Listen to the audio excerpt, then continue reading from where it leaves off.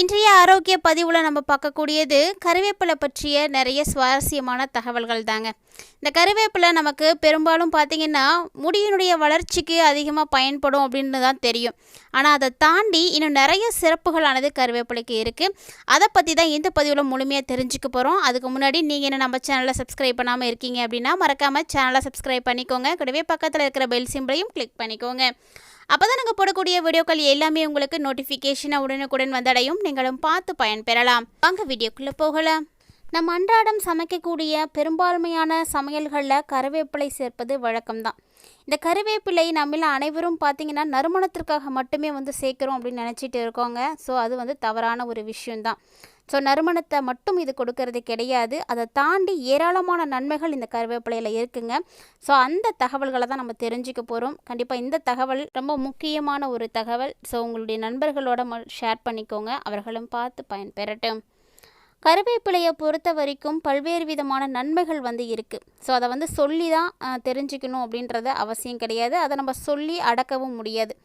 ஏன்னா இந்த கருவேப்பிலையில் கார்போஹைட்ரேட், நார்ச்சத்து, கால்சியம், பாஸ்பரஸ், இரும்புச்சத்து மற்றும் vitamin C, vitamin A, vitamin B, vitamin E இது போன்ற நிறைய சத்துக்களானது இருக்குது. ஸோ அதனால் உங்களுடைய குழந்தைகளும் உங்களுடைய வீட்டில் இருக்கக்கூடியவங்களும் கருவேப்பிலையை உணவில் இருந்து எடுத்து வைக்காமல் அதை சாப்பிட்றதுக்கு பழக்கி கொடுங்க. ஏன்னா இதில் இருக்கக்கூடிய சத்துக்கள் பார்த்திங்கன்னா ஏராளமாக இருக்குது. இது நம்ம தொடர்ந்து சாப்பிடும் பொழுது இருதயத்தை சீராக்க இயக்கிறதுக்கு உதவியாக இருக்குது. மேலும் உங்களுடைய உடலில் எந்த விதமான தொற்றுகளும் உண்டாகாமல் இருக்கிறதுக்கு இந்த கருவேப்பிலை தான் துணையாக இருக்குது. அந்த தொற்றுகளுக்கு எதிராக போராடக்கூடிய சத்து இந்த கருவேப்பிலையில் இருக்குது.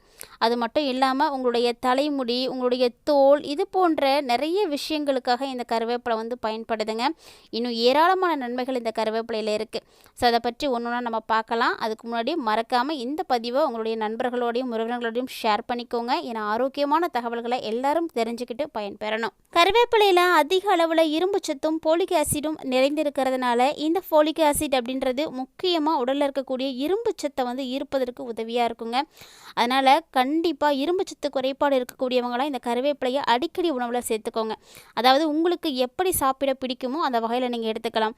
அதாவது பொடியாகவோ அல்லது ஜூஸாகவோ இல்லை துவையலாகவோ. ஸோ என்ன வகையில் உங்களால் கருவேப்பிலையை சேர்த்துக்க முடியுமோ நீங்கள் அப்படி சேர்த்துக்கோங்க, உங்களுடைய விருப்பம் போல். இந்த கருவேப்பிலையெல்லாம் அதிகமான இரும்பு சத்து இருக்குது, அதே நேரத்தில் ஃபோலிக் ஆசிட் இருக்குது. இது ரெண்டுமே உங்களுக்கு சேர்ந்து ஒன்றா கிடைக்கக்கூடிய பொருள்னால் அது கருவேப்பிலை தாங்க. இதை நீங்கள் எடுத்துக்கும் பொழுது இரத்த சோகை போன்ற பிரச்சனைகள் அடியோடு குறைஞ்சிடும். முடிஞ்ச வரைக்கும் நம்முடைய உணவில் அதிகமான கருவேப்பிலையை எடுத்துக்கிறது நல்லது. ஸோ கருவேப்பிலை சாப்பிட்டா சர்க்கரை வியாதி கூட குறைந்து விடும் அப்படின்னு சொல்கிறாங்க. இந்த சர்க்கரை வியாதியை குணப்படுத்துறதுக்கு பல மருந்துகளானது இருந்தாலுமே கூட ரொம்ப எளிமையாக கிடைக்கக்கூடிய இந்த கருவேப்பிலை ரொம்ப ரொம்ப உதவியாக இருக்குது. ஸோ கண்டிப்பாக இதை இனி ட்ரை பண்ணுங்கள். இந்த கருவேப்பிலையை நீங்கள் தொடர்ந்து சாப்பிடும் பொழுது ஓரிரு நாட்கள்லேயே உங்களுக்கு நல்ல ஒரு ரிசல்ட் தெரியும். ஒரு சிலர்லாம் பார்த்திங்கன்னா இந்த கருவேப்பிலையை ஓரிரு நாட்கள் மட்டும் சாப்பிட்டுட்டு சர்க்கரை வியாதி குறையவே இல்லை அப்படின்னு சொல்கிறாங்க. அது சரியான ஒரு விஷயமா? கண்டிப்பாக கிடையாது. கருவேப்பிலையில் இருக்கக்கூடிய பலவிதமான நன்மைகள் சர்க்கரையில் இருக்கக்கூடிய ரத்தத்தினுடைய அளவை சீராக வச்சுருக்கிறதுக்கு உதவியாக இருக்கும். ஆனால் அது செய்யறதுக்கு ஒரு சில காலங்கள் எடுக்கும். ஸோ நீங்கள் என்ன பண்ணணும்னா அடிக்கடி உங்களுடைய உணவில் கருவேப்பிலையை நீங்கள் சேர்த்துக்கிறது ரொம்ப நல்லது. சின்ன வயசில் இருந்தே இது போன்ற இயற்கையான விஷயங்களை நம்ம தொடர்ந்து சாப்பிட்டு வரும் பொழுது சர்க்கரை வியாதிகள் போன்ற பிரச்சனைகள் நமக்கு கண்டிப்பாக வரவே வராது, வந்திருக்கிறதுக்கு வாய்ப்பும் கிடையாது. இப்போதைக்கு கருவேப்பிலையை பார்த்தீங்கன்னா உங்களுடைய உடலில் நீங்கள் சேர்க்கும் பொழுது இன்சுலின் அளவு சீராக வச்சுருக்கும். மேலும் அதில் இருக்கக்கூடிய நார்ச்சத்தானது சர்க்கரையினுடைய அளவு ரொம்ப ரொம்ப சீராக வச்சுருக்கிறதுக்கு உதவியாக இருக்குது. நார்ச்சத்து அதிகமாக கிடைக்கும் பொழுது கண்டிப்பாக ரத்தத்தில் இருக்கக்கூடிய சர்க்கரை அளவு சீராக தான் இருக்கும். இந்த நார்ச்சத்து தான் ரொம்ப முக்கியமானது. அது எளிமையாக கிடைக்கக்கூடிய இந்த கருவேப்பிலையிலே இருக்குங்க. ஸோ தொடர்ந்து கருவேப்பிலையை நீங்கள் எடுத்துக்கோங்க. இந்த கருவேப்பிலை அப்படிங்கிறது மனத்துக்காக மட்டும் கிடையாதுங்க. முக்கியமாக பழங்காலத்திலேருந்து நம்முடைய செரிமானத்துக்கு ரொம்ப உதவியாக இருந்திருக்கு. அதனால தான் இதை அதிகமாக உணவில் சேர்த்துட்டு வந்திருக்காங்க. இது நம்முடைய சுவைக்கு மட்டும் கிடையாதுங்க, நம்முடைய உடலுக்கும் நல்ல மாற்றத்தை கொடுக்குது. எந்த விதமான பக்க விளைவுகளும் இல்லாத ஒரு மருந்து அப்படின்னா அது கருவேப்பிலை தான். ஸோ இது அதிகமாக நம்மளுடைய உணவில் சேர்த்துக்கிறது நமக்கு ரொம்ப ரொம்ப நல்லது. ஏன்னா இது உடலில் இருக்கக்கூடிய கெட்ட கொழுப்பு சத்தை குறைச்சி நம்மளுடைய உடலில் இருக்கக்கூடிய ஊழச்சதைன்னு சொல்லக்கூடிய உடல் உப்பசமான இருக்கக்கூடிய அந்த நிலைகள் எல்லாம் மாற்றி கொடுத்துடும். கொழுப்பச்சத்தை குறைச்சி உடல் எடையை அதிகரிக்காமல் பார்த்துக்கிறதுக்கு இந்த கருவேப்பிலை தான் ரொம்ப ரொம்ப உதவியாக இருக்குது. ஸோ கொழுப்பு சத்தை உறிஞ்சி விடுறது மட்டும் இல்லாமல் செரிமானத்தையும் பார்த்திங்கன்னா சீராக்கி கொடுக்குது. இது பல்வேறு விதமான ஆராய்ச்சிகளில் வந்து நிரூபிக்கப்பட்டிருக்கக்கூடிய ஒரு உண்மை. ஏன்னா கொலஸ்ட்ரால் வந்து அளவை குறைக்கிறதுக்கு பெரிதும் உதவியாக இருக்கக்கூடியது கருவேப்பிலை தான். இயற்கையாகவே கொலஸ்ட்ராலினுடைய அளவை கட்டுப்படுத்தக்கூடிய எல்லா விதமான சத்துக்களும் இந்த கருவேப்பிலையில் இருக்குது. ஸோ கருவேப்பிலையில் அதிகமாக ஆன்டி ஆக்சிடென்ட்டுகள் வந்து இருக்குது.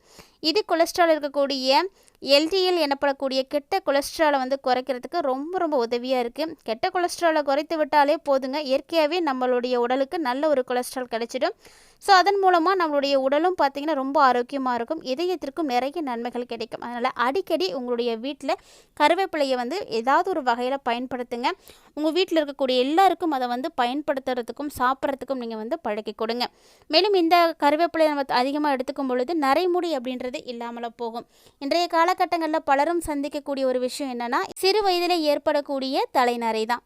இந்த கருவேப்பிலை அப்படிங்கிறது அதுக்கு முக்கியமான ஒரு மருந்தாக இருக்கும். நம்மளோட தலைமுடியில் இருக்கக்கூடிய அந்த நரைத்த முடியை வந்து பாதுகாப்பாக வச்சுக்கும். ஸோ நம்ம செய்ய வேண்டியது முதல்ல இருந்தே கருவேப்பிலையை அதிகமாக நம்ம வந்து சாப்பிட்றது தாங்க.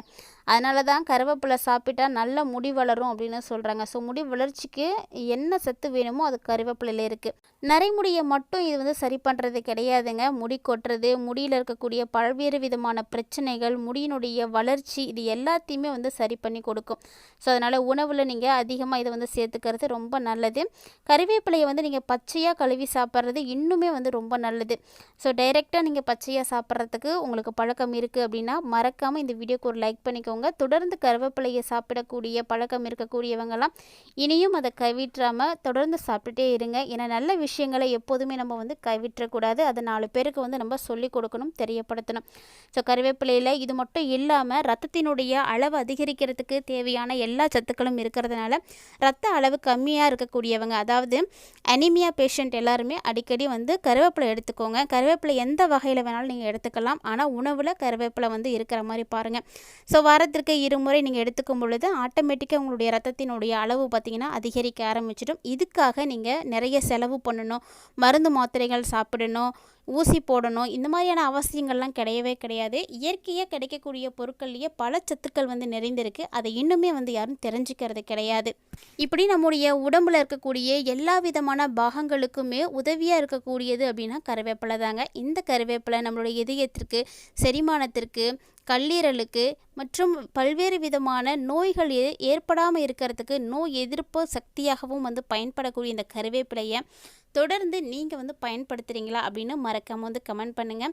இந்த ஆரோக்கியம் சார்ந்த தகவல்களில் கருவேப்பிலை பற்றிய நிறைய விஷயங்கள் நீங்கள் தெரிஞ்சுட்டு இருந்திருப்பீங்கன்னு நினைக்கிறேன். ஸோ பல வகைகளில் உதவியாக இருக்கக்கூடிய கருவேப்பிலையை தொடர்ந்து உங்களுடைய உணவில் சேர்த்துக்கோங்க. நலமோடு வாழ்க.